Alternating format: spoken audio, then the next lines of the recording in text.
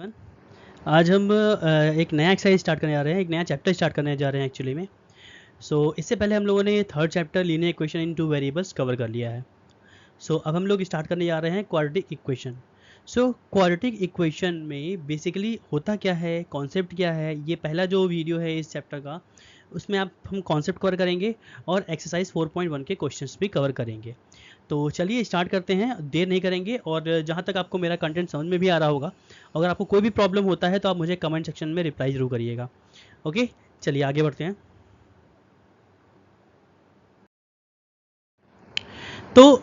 जैसा कि आप देख पा रहे हैं यहाँ पे कि लिखा हुआ है क्वाड्रेटिक इक्वेशन। अब ये क्वाड्रेटिक इक्वेशन होता क्या है? A quadratic equation is an algebraic equation. ये एक तरह का क्या होता है? एल्जेब्रिक एक्सप्रेशन होता है या इक्वेशन होता है ऑफ द सेकेंड डिग्री, जिसकी डिग्री कितनी होती है? 2 होती है। कैसे कैसे इसको हम डिफाइन करते हैं? जैसे कि मैंने आपको मान लो यहाँ पे एक एग्जांपल ले लिया है। मैंने कहा 2x square plus 4x plus 3। मैंने एक इक्वेशन लिख दिया 2x square plus 4x plus 3। अब इसमें अगर आप सबसे बड़ी पावर, डिग्री जिसको कहते हैं, सबसे बड़ी पावर, वेरिएबल की सबसे बड़ी पावर को हम डिग्री कहते हैं। जैसे कि यहाँ पे x वेरिएबल है। क्या है? वेरिएबल में x है और x की पावर में यहाँ पे क्या है? 2 है। तो सबसे बड़ी पावर क्या है? 2 है। तो सबसे बड़ी पावर 2 है, इसलिए इसका डिग्री क्या हो जाएगा? सेकेंड डिग्री इसको कहेंगे, जिसकी डिग्री इसकी 2 है। इसलिए ये इक्वेशन कौन सा इक्वेशन है? क्वाड्रेटिक इक्वेशन है। क्वाड्रेटिक इक्वेशन का एक जनरल फॉर्म होता है ax square plus bx plus c। ये एक स्टैंडर्ड फॉर्म है किसका? क्वाड्रेटिक इक्वेशन का। तो ax square plus bx plus c, जिसमें यहाँ पे डिग्री कितनी है? 2 है और वेरिएबल क्या यूज़ हुआ है? x यूज़ हुआ है। और अब यहाँ पे x के साथ में a, b और c जो है वो क्या होते हैं? वो रियल नंबर्स होते हैं। कोई भी रियल नंबर हो सकता है, चाहे रूट की वैल्यू होता है, चाहे 1 2 3 4 5, कोई भी नंबर इसमें हो सकता है। a b c d, a b c की जगह पे रियल नंबर होना चाहिए। तो अब यहाँ पे देखिए, पर्टिकुलरली अगर मैं यहाँ पे a की बात करूँ तो a जो है वो एक्स स्क्वायर का कोफिशिएंट भी है। क्या है? a x square means x square के साथ में ये क्या है? a है। मतलब a जो होता है वो एक्स स्क्वायर का कोफिशिएंट भी होता है। ऐसे ही b जो है वो किसका कोफिशिएंट है? वो x का कोफिशिएंट है। और जो c है वो अपने आप में क्या होता है? कांस्टेंट टर्म होता है। क्यों होता है कांस्टेंट टर्म? क्योंकि इसमें वेरिएबल्स नहीं है। तो जिसमें भी वेरिएबल्स नहीं होते हैं उनको हम c कहते हैं या कांस्टेंट टर्म कहते हैं। ओके, c जो है कांस्टेंट टर्म में आएगा। तो होप्स आपको समझ में आया होगा। अब आगे बढ़ते हैं। यहाँ पर रूट्स और सॉल्यूशन की बात करेंगे हम लोग। रूट्स क्या होता है? रूट्स को ही हम सॉल्यूशन भी कहते हैं। किसी भी इक्वेशन में, किसी भी क्वाड्रेटिक पॉलिनोमियल का कोई ना कोई सॉल्यूशन होता है। अब उसी सॉल्यूशन को हम रूट्स भी कह सकते हैं या सॉल्यूशन भी कह सकते हैं किसी भी क्वाड्रेटिक इक्वेशन का। जैसे कि यहाँ लिखा हुआ है x is equals to alpha. x is equals to alpha, ये एल्फा है, ध्यान रखिएगा ये एल्फा है। ओके, थोड़ा सा ये एल्फा है। ठीक, इसको करेक्शन करते हैं। ए लिखा हुआ है, मतलब ए की तरह दिखता है लेकिन वो अल्फा है। तो x जो है वो अल्फा है, is a solution of quadratic equation. किसी भी क्वाड्रेटिक इक्वेशन का एक सॉल्यूशन है अल्फा। मान लेते हैं अल्फा है। अल्फा क्या होता है? बहुत बच्चों को डाउट होता है। अल्फा एक तरह का सिंबल है। क्या क्या क्या कहता है? ये एक तरह का सिंबल है केवल, इसमें कंफ्यूज नहीं होता है। अल्फा है या बीटा है या गामा है ना, ये सभी क्या है? ये सब एक तरह का सिंबल है जो केवल दिखाता है किसी एंगल को या किसी सॉल्यूशन को। ठीक है, तो यहाँ पे x का वैल्यू क्या है? अल्फा है, एक तरह का सॉल्यूशन है। और that alpha satisfy the quadratic equation. ये जो अल्फा है ये क्वाड्रेटिक इक्वेशन को सेटिस्फाई करता है। Note that the zero of the quadratic polynomial. जैसे किसी भी जीरो की बात करें, जैसे A X square plus B X plus C जो क्वाड्रेटिक पॉलिनोमियल है, उसका जीरोस कह लो या रूट्स कह लो। मैंने पहले बताया कि रूट्स या जीरोस या सॉल्यूशन तीनों एक ही हैं। लैंग्वेज अलग अलग हो सकता है। आपके बुक में कभी कभी पूछेगा जीरोस फाइंड करिए, या कभी कभी सॉल्यूशन बोल सकता है, या रूट्स भी बोल सकता है। तो कंफ्यूज मत होइएगा, रूट्स, जीरोस और सॉल्यूशन तीनों क्या होते हैं? इक्वल होते हैं। तो यहाँ पे मैं मान लेता हूँ कि किसी भी इक्वेशन का जीरोस जो है या रूट्स जो है वो क्या है? अल्फा है। ठीक, चलिए अब मैंने एक इक्वेशन मान लीजिए ले लिया यहाँ पे। अब मुझे मान लो दिखाना है कि x का वैल्यू जो होता है, x का वैल्यू जो है वो ही क्या होता है? सॉल्यूशन होता है। तो x का वैल्यू अल्फा है, मैंने मान लिया अल्फा है। तो जैसे कि मैंने कहा इक्वेशन का फॉर्म क्या होता है? ax स्क्वायर प्लस bx और प्लस c। ये क्या होता है, एक इक्वेशन का स्टैंडर्ड फॉर्म है।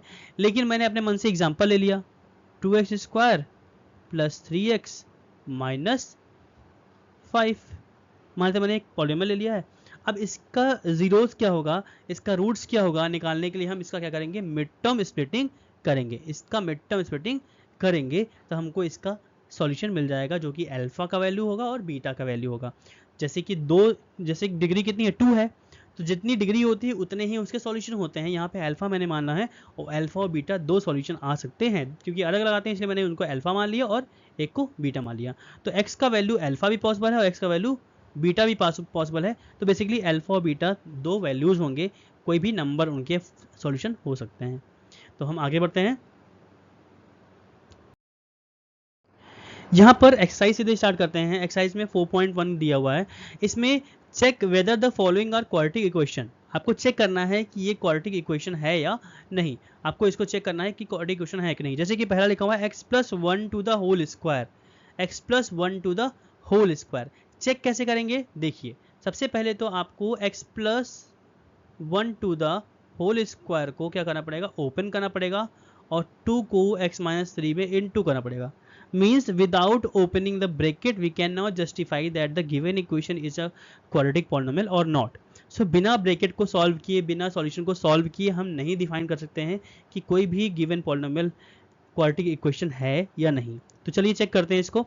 x+1 to the whole square, अगर आप इसको ओपन करेंगे तो कौन सा फॉर्म लगेगा, x+y to the whole square form लगेगा ना। यहाँ पे x की जगह पे क्या है, x है, ठीक है, x स्क्वायर प्लस 1 का square plus 2 into x into 1। ये मैंने a प्लस बी का होल स्क्वायर के फॉर्मूले से ओपन किया है। And 2 into x 2x and 2 3 6, ये आ गया -6। अब देखिए यहाँ पे एक्स स्क्वायर ऐसे ही रहेगा, 1 स्क्वायर कितना हो जाएगा, 1 हो जाएगा, और 2 इंटू एक्स क्या हो जाएगा, 2x हो जाएगा, इक्वल में 2x माइनस 6। अब अगर मैं इन दोनों को लेफ्ट साइड में ट्रांसपोज कर देता हूँ, एक ही तरफ ट्रांसपोज करता हूँ, तो देखिए यहाँ पे क्या हो जाएगा, x square plus 1 plus 2x minus 2x, ये 2x इधर आकर क्या हो जाएगा, माइनस हो जाएगा, और -6 इधर आकर क्या हो जाएगा, +6 हो जाएगा। 2x से 2x क्या हो, कैंसिल हो गया। अब अगर ध्यान से देखो तो एक्स स्क्वायर 1 + 6 कितना हो जाएगा, 7 = 0। अब ये जो सॉल्व करने के बाद आया है, इसमें सबसे पहले चेक करिए कि वेरिएबल की पावर कितनी है।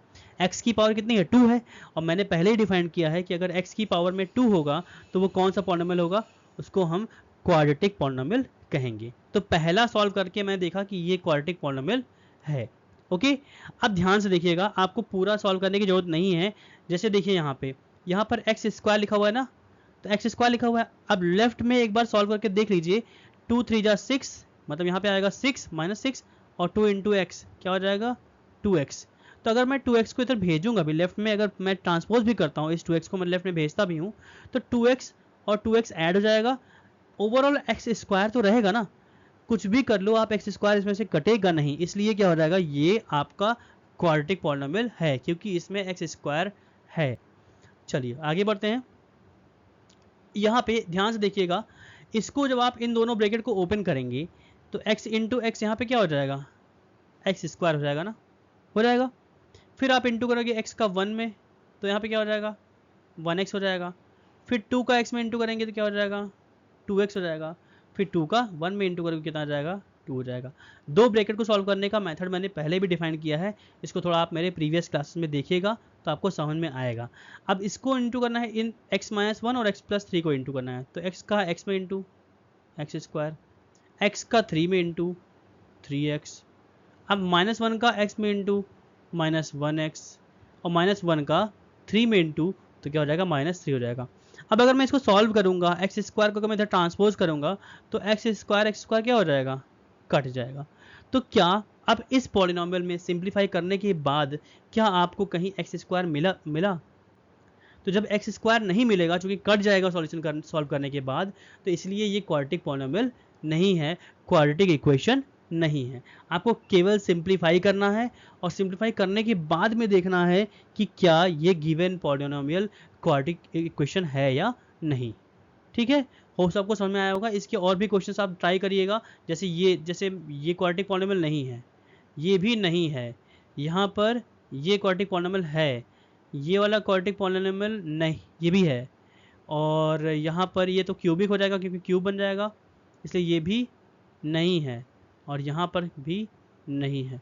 तो ओवरऑल आपका first, second, third, fourth, third छोड़ के फोर्थ एंड फिफ्थ ये सभी क्या है, क्वाड्रेटिक पॉलिनोमियल है, बाकी नहीं है। तो चलिए आगे बढ़ते हैं, क्वेश्चन को देखते हैं।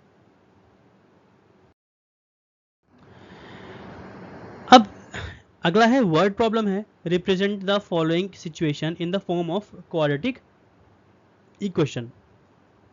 चलिए देखते हैं। तो the area of a rectangular plot, the area of a rectangular plot is 528। चलिए एक रेक्टेंगल बना लेते हैं, एक रेक्टेंगुलर प्लॉट है,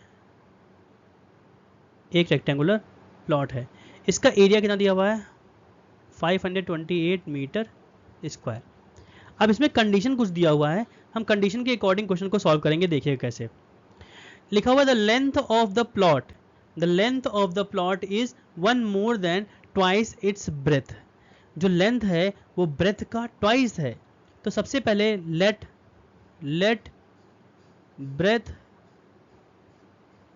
ब्रेथ ऑफ रेक्टेंगुलर, इसको मैं इरेज कर देता हूं, length of a rectangular plot, not length, breadth be x. अब इसमें कहा है कि जो लेंथ है वो ब्रेथ से के ट्वाइस से 1 ज़्यादा है ना, ये इसी लाइन को ब्रेक करते हैं, length is 1 more than twice its breath.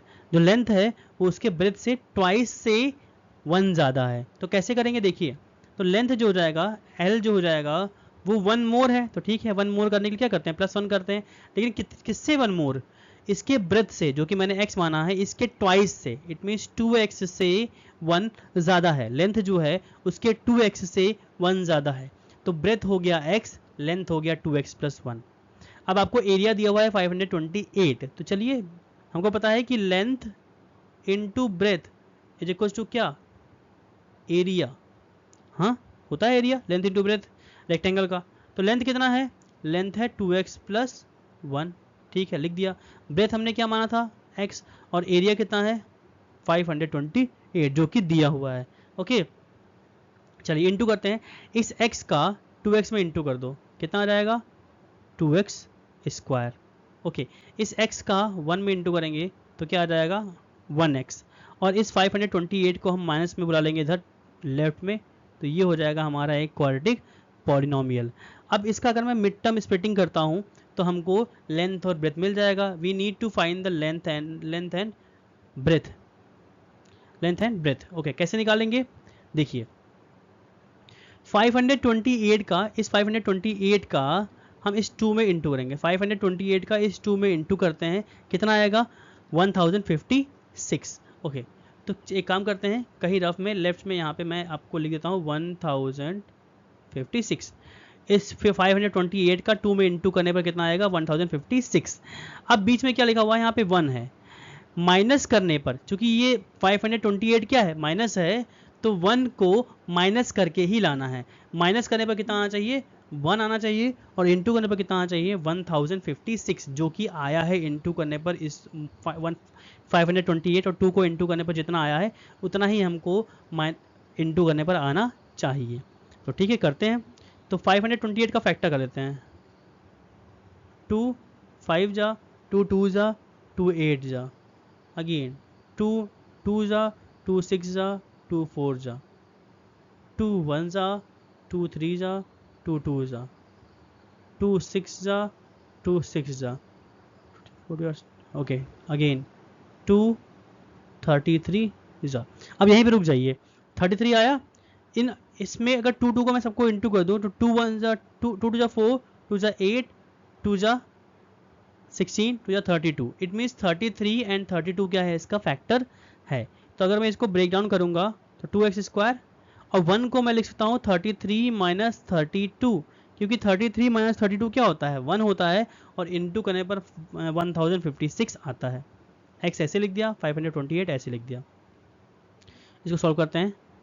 2x square, x का 33 में इंटू कर दो 33x, एंड x का 32 में इंटू कर दो 32x माइनस 528। अब हम क्या करेंगे, कॉमन लेंगे। पहले 2x स्क्वायर और 33x में, 2x स्क्वायर और 33x में कॉमन क्या है, x कॉमन है।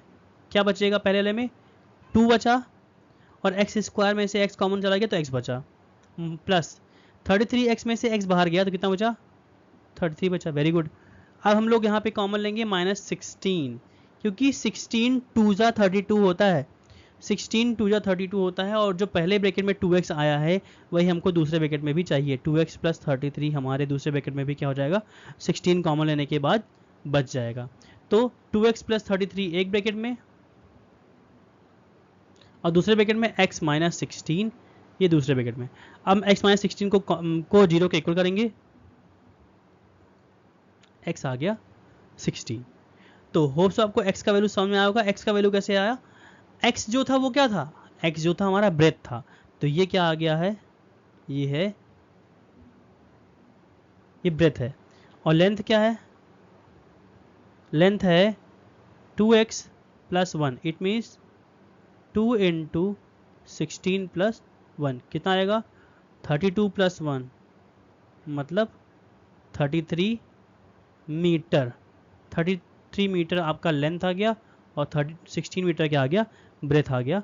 इस क्वेश्चन को अगर आपको समझ नहीं आया तो आप इसको दोबारा से रिपीट करके देखिएगा, क्योंकि मैं बार बार चीज़ों को नहीं एक्सप्लेन कर सकता हूँ एक ही वीडियो में, काफ़ी लंबा हो जाएगा वीडियो, इसलिए मैं अगले क्वेश्चन की तरफ बढ़ता हूँ। The product of two consecutive positive integer is 306. We need to find the integers. कैसे फाइंड करेंगे, बहुत इजी क्वेश्चन है, अगर ध्यान से देखेंगे। यहाँ पे वर्ड यूज हुआ है कॉन्जिक्यूटिव।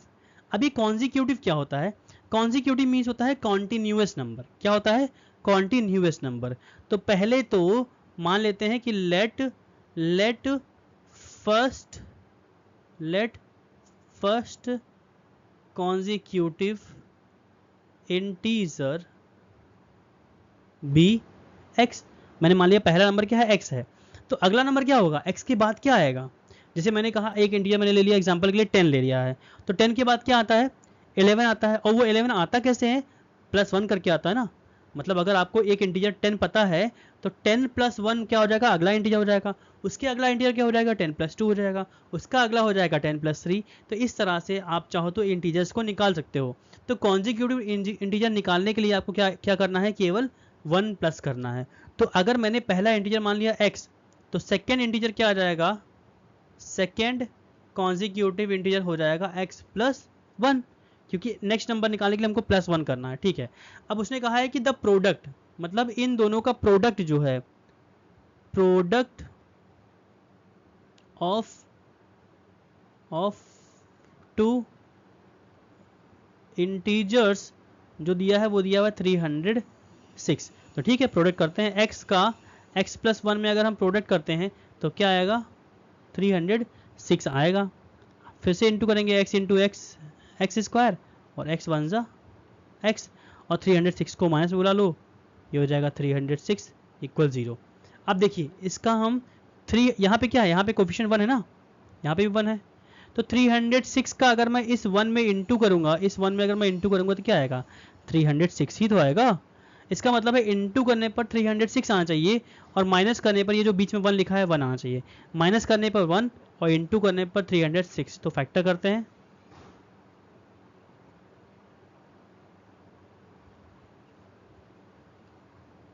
ओके, 3 3 9, 9 2 18, 18 माइनस 17, ये आ गया आपका factor 18 minus 17।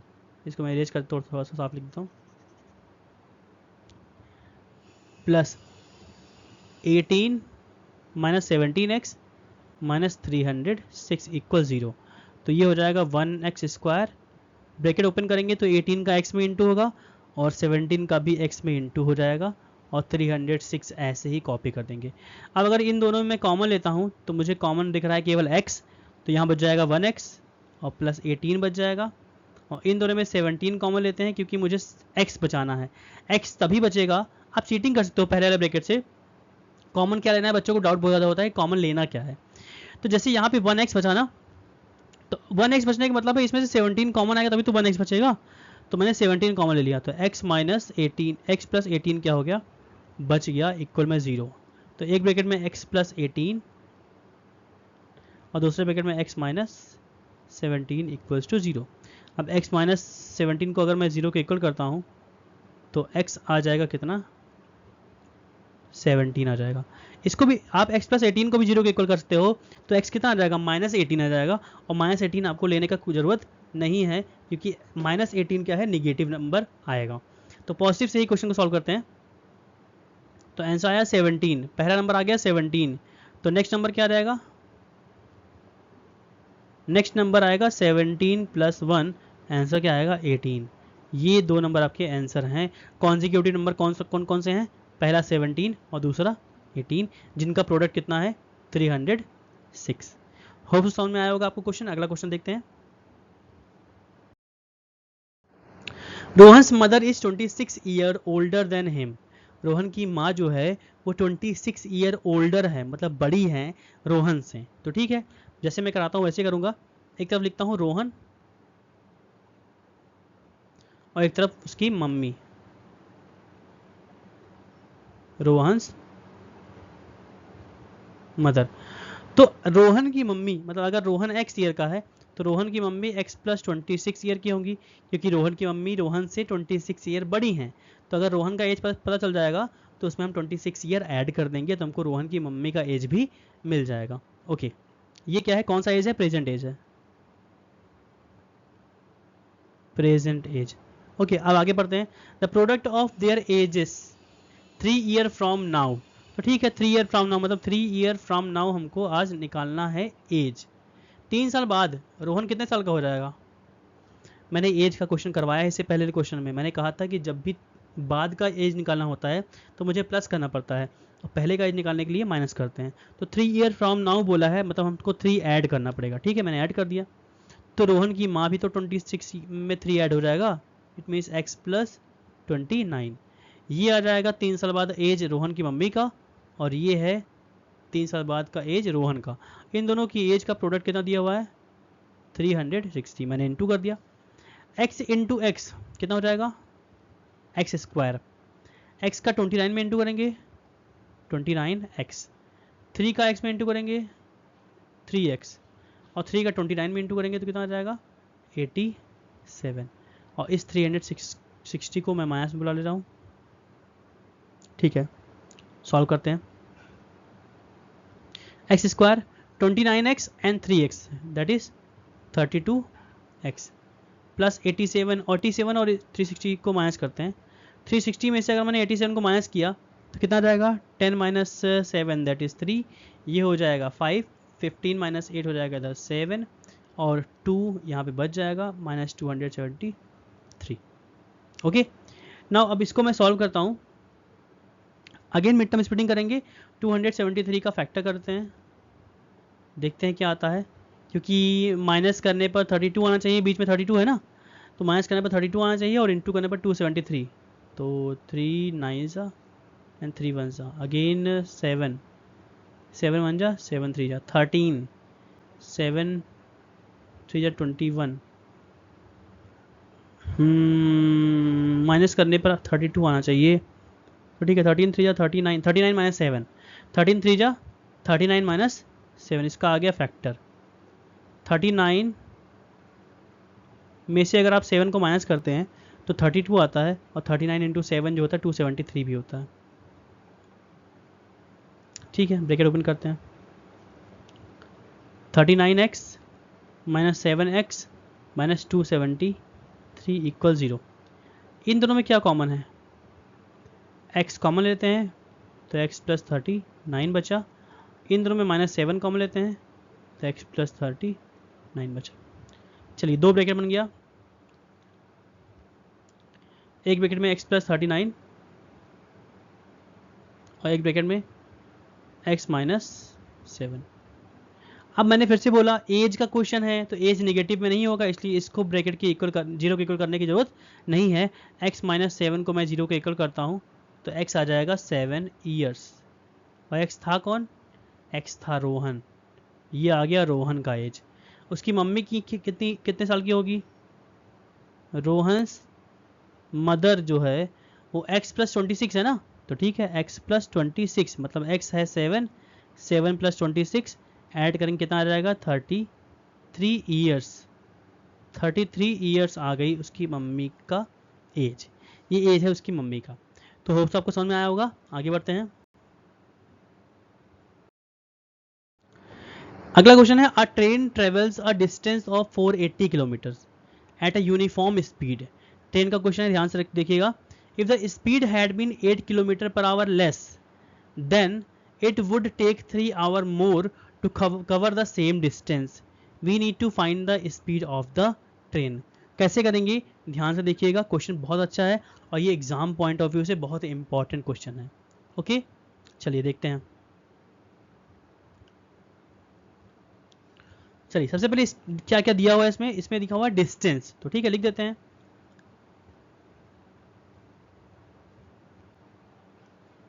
Distance is equals to 480 kilometres. Distance कितना है? 480 किलोमीटर्स है। आगे अब स्पीड उसने कहा है कि 8 किलोमीटर पर आवर लेस, तो ये तो आगे का कंडीशन है, इसको हम बाद में देखेंगे। पहले हम एज्यूम कर लेते हैं, पहले हम मान लेते हैं। Let the speed of train be x. मैंने मान लिया कि स्पीड कितना है? एक्स है। तो टाइम निकाल लेते हैं इसी कंडीशन के अकॉर्डिंग।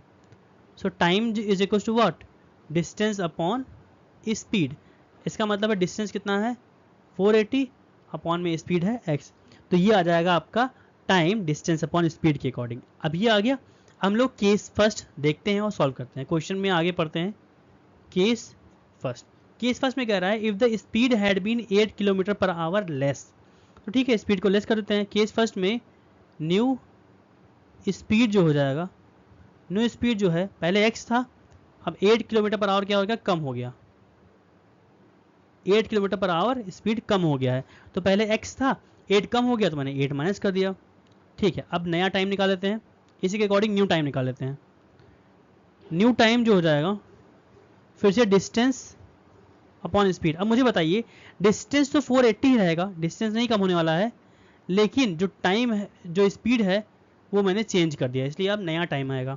पहले 480 अपॉन एक्स टाइम आ रहा था, बाद में 480 अपॉन एक्स माइनस 8 आ गया। आगे क्या कह रहा है कि अगर स्पीड को 8 लेस कर दें then it would have taken 3 hour more to cover the same distance. मतलब अब की बार ये जो टाइम आया है, अब की बार जो सेकेंड टाइम में जो टाइम आया है ये 3 आवर मोर है पहले वाले टाइम से। पहले वाले टाइम से 3 आवर मोर है, इसका मतलब है इनका डिफरेंस 480 अपॉन एक्स माइनस 8 में से डिफरेंस करेंगे 480 अपॉन एक्स को, तो हमको कितना मिल जाएगा? 3 मिल जाएगा। ठीक है, करते हैं। अब अगर मैंने 480 कॉमन ले लिया, कुछ सेकंड के लिए अगर मैंने ऊपर देखो 480 कॉमन है, तो यहाँ बचेगा 1 upon x minus 8 minus 1 upon x equal यहाँ क्या है? 3 है। तो चलिए ठीक है, देखते हैं।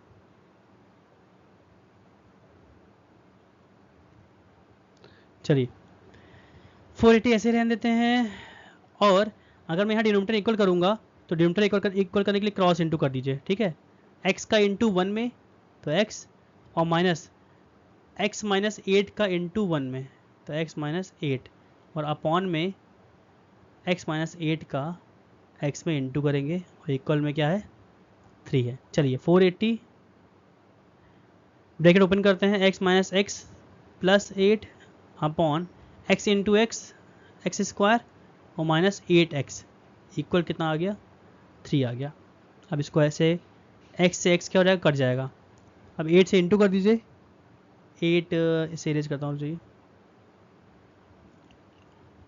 8 8 या 64 कैरी 6, 8 4 जा 32 एंड 6 38 38, और इक्वल में 3 के पास में चला जाएगा, इसको जो डिनोमिनेटर में है इसको मैंने 3 के पास में भेज दिया, ठीक है। ओके, एक काम करते हैं, इस 3 को अगर मैं अपॉन बुला लूँ तो कट जाएगा, इसलिए थोड़ा सिंप्लीफाई हो जाएगा, इसको बुला लेते हैं 3 को अपॉन में। 3 1 जा 3 2 जा 6, 3 8 जा 24, इक्वल में कितना बचा, एक्स स्क्वायर माइनस 8x। अब एक्स स्क्वायर माइनस 8x के पास में क्या जाएगा, ये 1280 माइनस में जाएगा, ठीक है, माइनस हो गया। अब देखो यहाँ पे भी मिड टर्म स्प्लिटिंग करेंगे, फिर से मिड टर्म स्प्लिटिंग करके आपको इनटू करने पर कितना आना चाहिए, 1280 आना चाहिए, और माइनस करने पर 8 आना चाहिए। तो देखिए इस क्वेश्चन को थोड़ा मैं फैक्टर करके दे दे रहा हूँ, इसका फैक्टर क्या आएगा दे दे रहा हूँ, इसको आपको फैक्टर करके इसका आंसर आपको मुझे बताना है कमेंट सेक्शन में। ओके, तो 1280, चलिए 1280 का फैक्टर कर लेते हैं। 2 6 जा 2 4 जा 2 0 जा, इंटू करने पर 1280 आना चाहिए और माइनस करने पर 8, ठीक है, चलिए करते हैं। 2 3 जा 2 2 जा 2 0 जा, 2 1 जा 2 6 जा 2 0 जा, 2 8 जा 16 2 0 जा, 2 से काटेंगे इस 80 को 40 जा, अब रुक जाते हैं। 2 2 जा 4 2 2 जा 4 जा 8 और 16 2 जा 8, ओके 32। तो 40 माइनस 32 क्या मिल गया हमको फैक्टर इसका, 40 माइनस 32, मैंने इसका फैक्टर निकाल दिया 40 माइनस 32। अब इसके आगे मैं थोड़ा सॉल्व करता हूँ, आपको सॉल्व करना है। X square 40 minus 32x minus 1280, तो अगर मैं इसका ब्रैकेट ओपन करूँगा तो minus 40 into x 40x, minus और माइनस का इंटू हो जाएगा प्लस, तो प्लस 32x और माइनस 1280। अब इसका आपको फैक्टर करके कॉमन लेकर x का वैल्यू निकाल के मुझे आपको इसका आंसर बताना है। चलिए आगे बढ़ते हैं। इतना काफ़ी है आपके लिए, आज का जो क्लास था इतना ही था। इसके आगे हम लोग बाकी कल देखते हैं, और नेक्स्ट क्लास में हम लोग अगला एक्सरसाइज कवर करेंगे। और हम लोग को चूँकि एक्स्ट्रा क्वेश्चन भी कवर करना है, तो ये चैप्टर जो भी होगा 3 से 4 लेक्चर में और 5 लेक्चर में मैंने इसको ख़त्म कर दूंगा, क्योंकि 3 एक्सरसाइज है। 3 एक्सरसाइज कवर करने के बाद बाकी बचे हुए एक्सरसाइज को मैं अगले क्लास में कवर करूँगा, और कोशिश करूँगा कि जितने भी एक्स्ट्रा क्वेश्चन अच्छे क्वेश्चन आपको मिल सकें, ठीक है। तो होप्स आपको लेक्चर समझ में आया होगा, और कोई भी अगर प्रॉब्लम है तो आप मुझे कमेंट सेक्शन में रिप्लाई जरूर करिए, आपको उसका सॉल्यूशन जरूर मिलेगा। ओके, चलिए थैंक यू सो मच।